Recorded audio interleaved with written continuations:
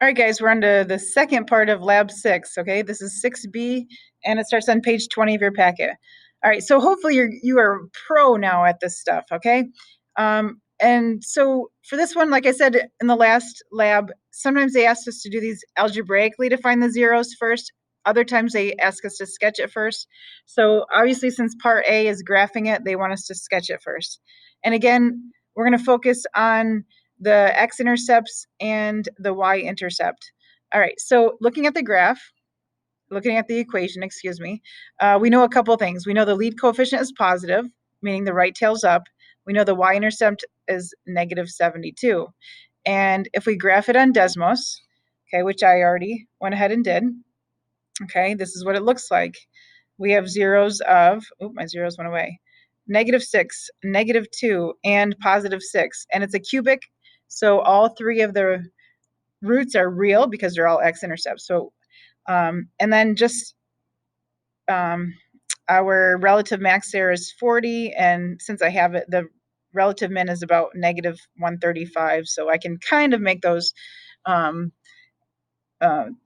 just do my best to sketch it since I have that information readily available. All right, so -6, -2, and +6. All right, the first thing I like to do is kind of slice these in half and put the values, and you might even want to do like the 1, 2, 3, 4, there's 6, 7, 8, 9, I guess. Okay, so again, it's just a sketch. Shouldn't get too crazy. This is -6. That's a 5 that goes to that one. I have -2, and then the +6 would be over here. All right. And in the directions it said, you know, find an appropriate Y window. The X window is already done. Well, I'm going to just say 150 because I can make this like 50, 100, and I can do the same thing here because I want my Y scale to be consistent. So really that should be a -150. All right, I knew the right tail was up. Let's look at that. Okay, the relative min was on the right side of the graph.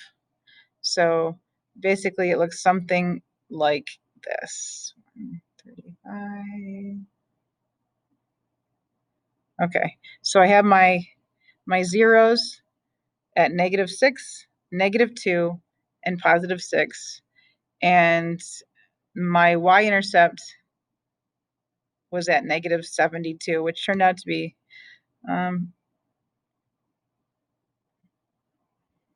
okay, I didn't do so bad with that.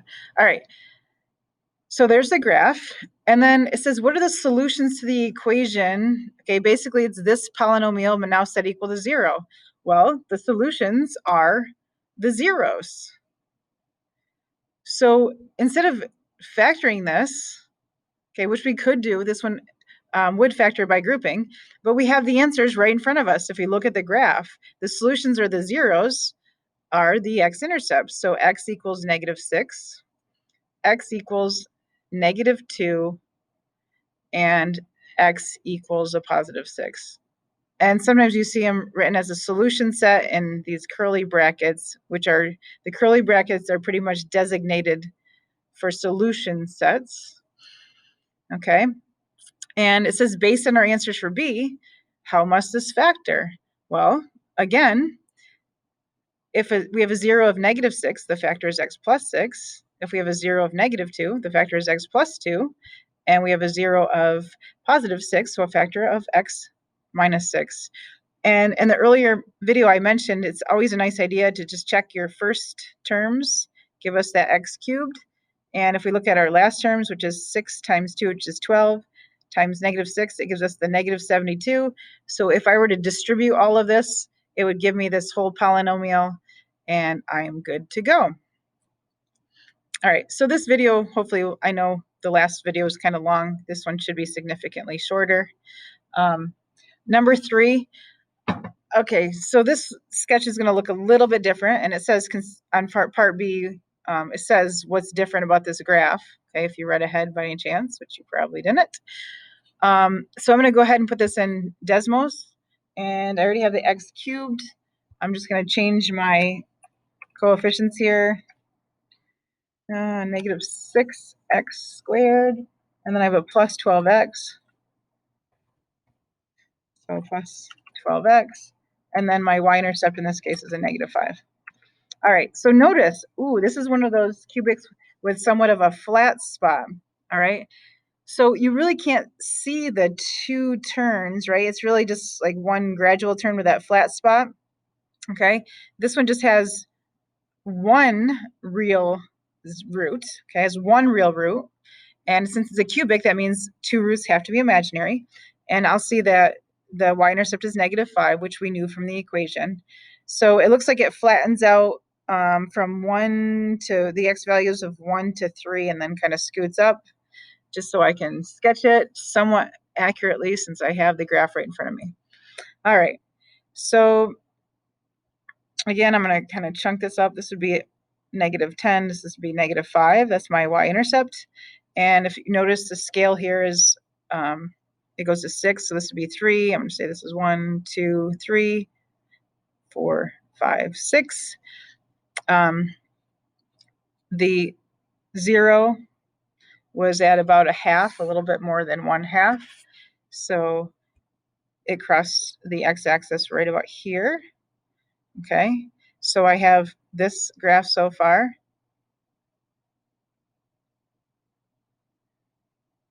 Okay, and it flattened out, like I said, from about 1 to 3, and then it scooted up like this. And by all means, this is not a perfect graph. It's just a sketch, and it looks something like that.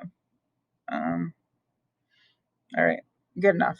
Like I said, it's just a sketch. If you were asked to graph a region on a test and they gave you a graph paper, and that's all your question was, obviously it wouldn't just be a sketch, it'd be more accurate. But in this case, this is fine.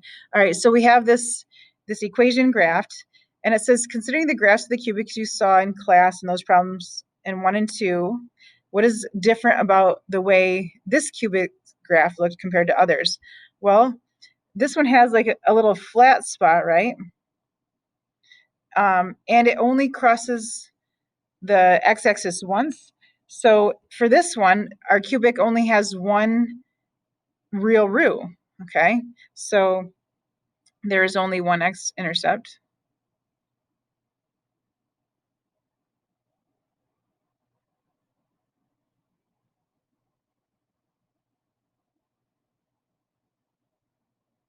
Which is, oops, and I apologize for my messy handwriting. I'll try to slow down and write a little neater.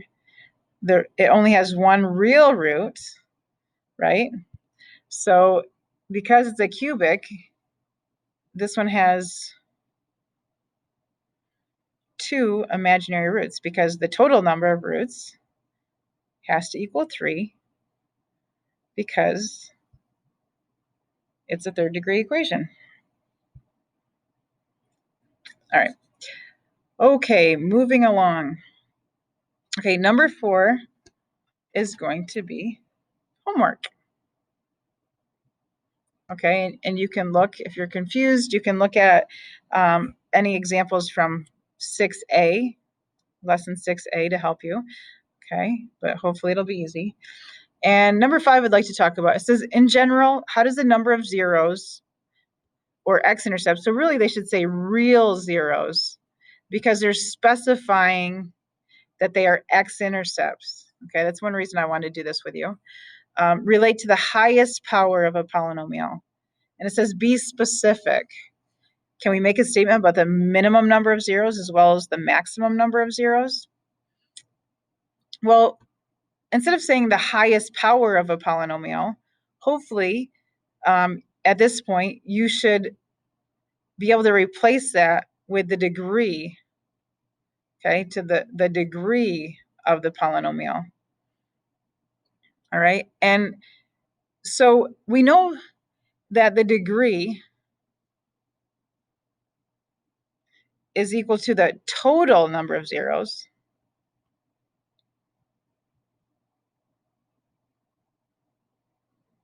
and sometimes zeros is spelled with ES or just an S. I prefer just the S. Okay, so this would be real plus imaginary.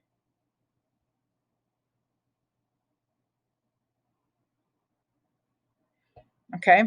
Now, as far as the minimum and maximum number, it really depends on if you have an odd degree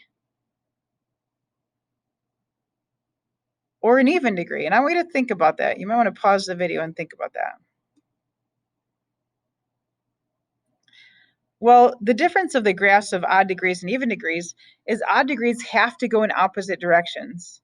All right, so if I have a XY plane, all right, if I have an odd degree, it's going infinitely up and down, right? In other words, the range is from negative infinity to positive infinity, because if the left side is down, okay, the right side is up. I don't care how many times it crosses the x-axis, okay? If it crosses once, it has to cross at least once, okay? So an odd degree, since the tails are in opposite directions, it must have one, at least one, I should say. It must have at least one real root, or have a minimum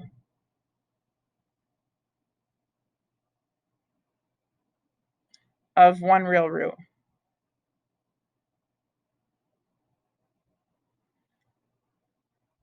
Okay?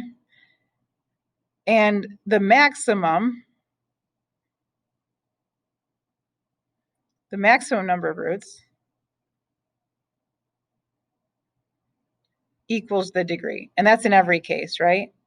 You can't have more roots than the degree. Okay?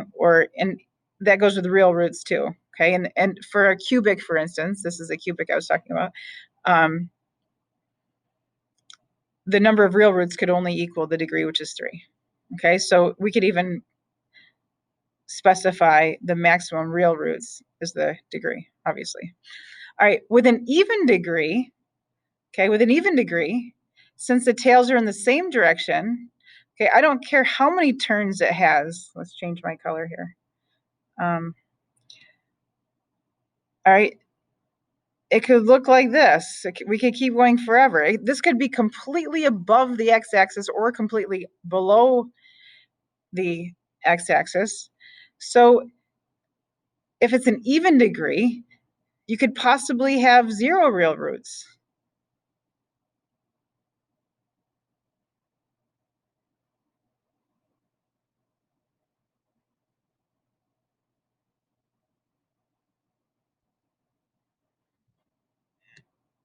And again, the maximum number of real roots can equal the degree. Okay, if it's a 10th degree polynomial, it could possibly have 10 x-intercepts. Okay, or it could have 0 x-intercepts if it's all above or below the x-axis. Okay, it's just something to think about. All right, and then for the last 6 problems, I'm going to do half of them with you. Okay, I'm going to do numbers 2, 3, and 5 with you, and the remaining problems are going to be homework. And you'll notice, obviously, we're going to stop here because this is where lab 6 stops. Okay. All right. So we're solving algebraically. Okay. Again, it's the quadratic only. You can use the quadratic formula. So I'm going to do this algebraically. And the first thing I'm going to try to do, which may or may not work, is factoring by grouping. So for this one, the GCF of the first two is x squared, and then I have x minus 1. I leave a space, copy and paste x minus 1. And this one is going to factor by grouping. Since I'm finding the zeros, I want to set this equal to 0. And I'll get x squared plus 3 and x minus 1 equals 0. All right. The 0 for the x minus 1, okay, we hopefully are all like super fluent with that. And that 0 will be just a positive one, right? It's a 0. It's whatever makes the factor equal to 0. Hopefully you're saying x squared plus 3. We can't factor any further because A, it's not a difference, And B, 3 is not a perfect square, but we can continue to solve this. All right, so we just set it equal to 0. We're going to subtract 3 from both sides.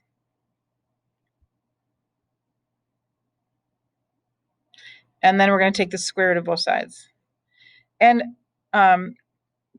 when we're taking the square root on our own, we put the plus minus in because we are really solving for an x squared, which has 2 solutions. Okay? And the negative can come out as an I, but the radical 3 has to stay.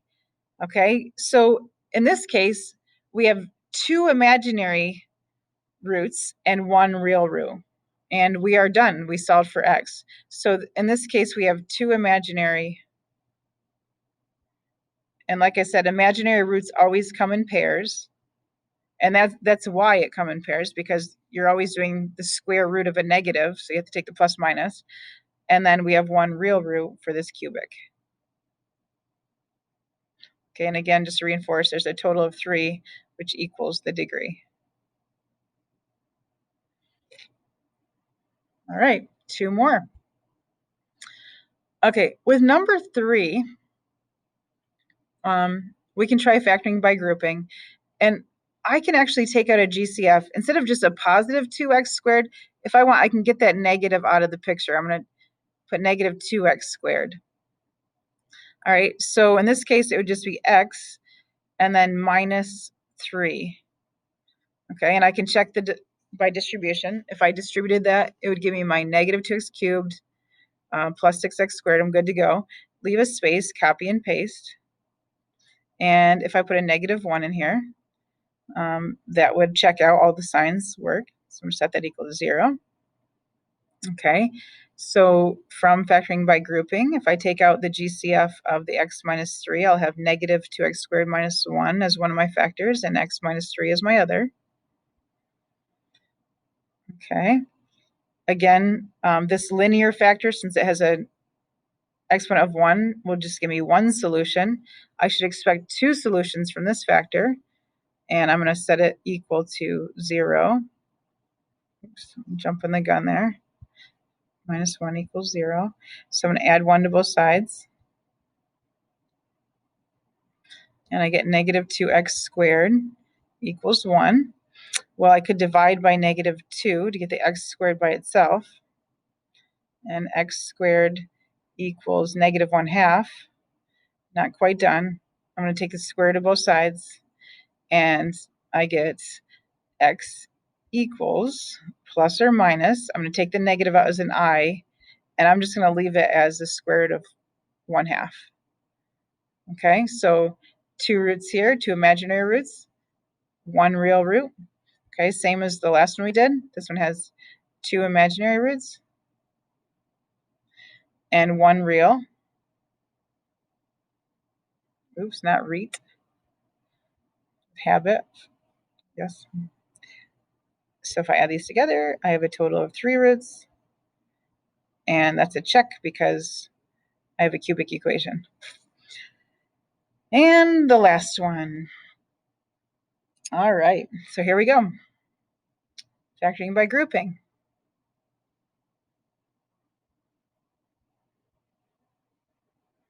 Okay, in order to change those to both negative, I'd have to put a negative 1 here. I'm finding the zeros, so I have to set it equal to 0.